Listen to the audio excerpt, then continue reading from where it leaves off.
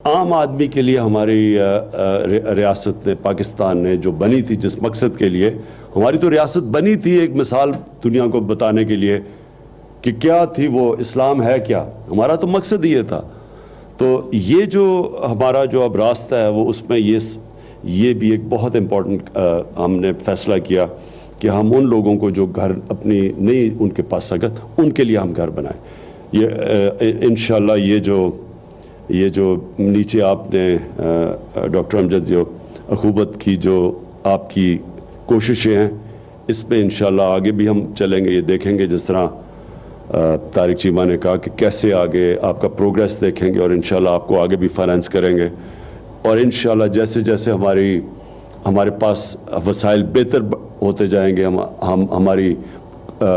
Government کی آمدنی بڑھتی جائے گی، تو سب سے زیادہ پیسہ جائے گا ان ایریاز میں، ہاؤسنگ میں، تعلیم میں، غریب لوگوں کو انصاف دینے میں۔ یہ بھی ہمارا پہلی دفعہ کرنے جا رہے ہیں کہ ہم لیگل ایڈ کا سسٹم لے کے آ رہے ہیں کہ اگر غریب آدمی وکیل نہیں کر سکتے تو گورنمنٹ اس کو وکیل کر کے دے گی۔ سو اس کو مفت انصاف، تعلیم،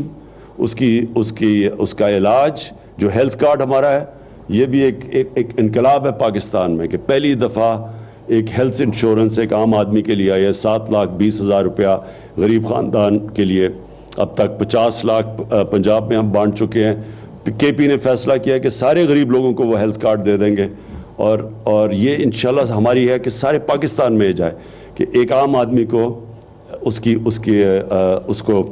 ہیلتھ کارڈ، ہیلتھ انشورنس ملے۔ اور جو میری اور کوشش ہے وہ یہ کہ ہمارے جو نچلے لوگ، جو کمزور طبقہ ہے، دیہاتوں کے اندر کمزور طبقہ ہے، ان کے لیے ان کے اپنے روزگار کے لیے چیزیں پیدا کریں، ان کے لیے فائنینسنگ پیدا کریں، ان کے لیے